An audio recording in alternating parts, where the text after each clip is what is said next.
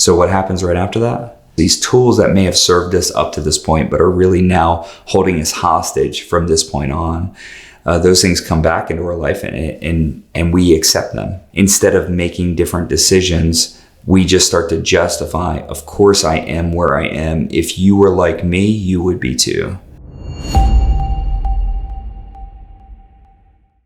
I think every person gets to a point where they're sick and tired. They're sick and tired. The beliefs that they thought they had. I remember getting to this place several times in my life.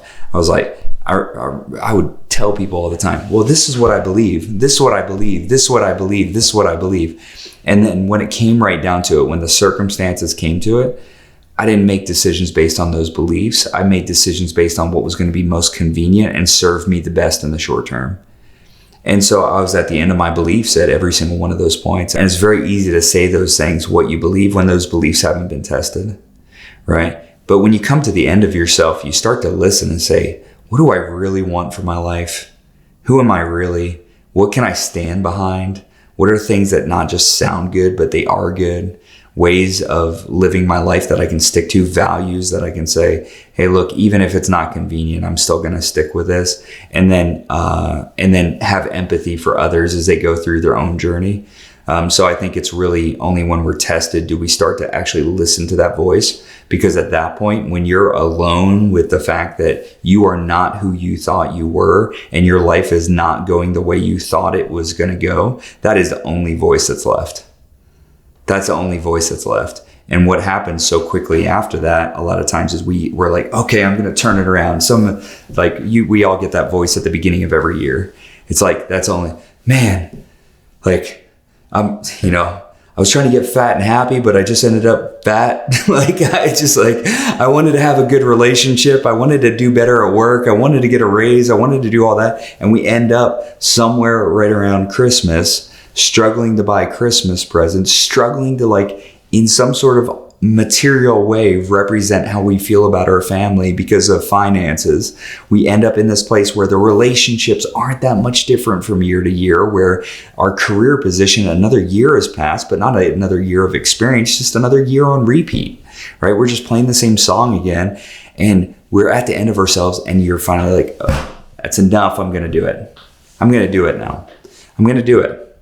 I don't care what it takes. I'm going to do it. And we start to tune in, right? We start to get into the signal and kind of sort out the noise. Our transmitters are on high alert, right? Because now we're clear about what we value, because we've been faced with this situation, this time in our life, whether it's a birthday, New Year, whether it's a birth of a child, a divorce, any sort of significant period that really says, hey, all this unimportant stuff, all this crap, it's time to get this out of my life and focus on what's real.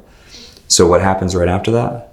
Circumstances that we built up in our life, things that we've done that have supported the things that were in our life, relationships that aren't the best, communication styles and skills, these tools that may have served us up to this point, but are really now holding us hostage from this point on.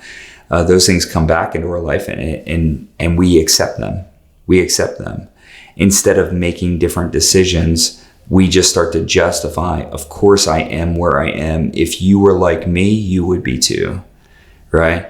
And so it just leads to another year, right? Another place in our relationships where things aren't changing, another place in our life. And quite frankly, I mean, that's why you see the numbers you like.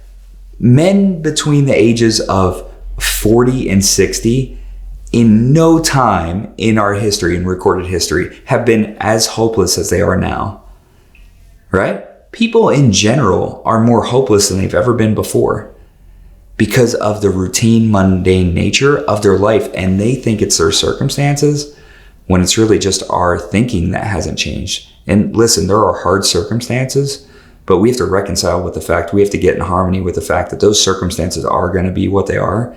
It's our thinking that needs to change. It's our actions that need to change. It's the habits that need to change. And that's really what I help people with.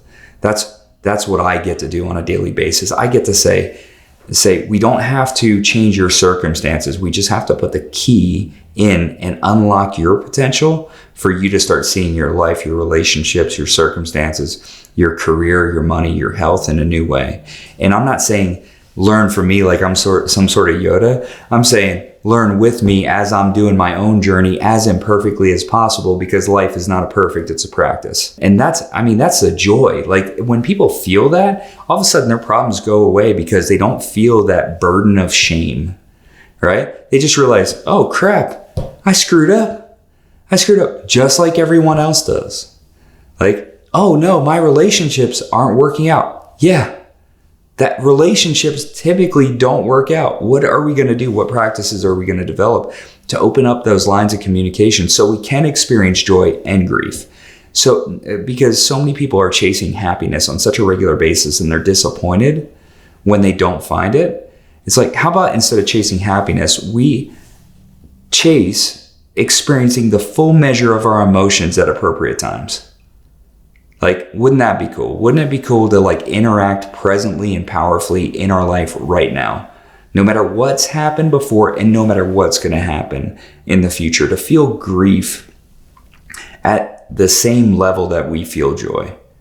To feel happiness and to be able to feel that celebration at the same level that we feel that regret in appropriate times.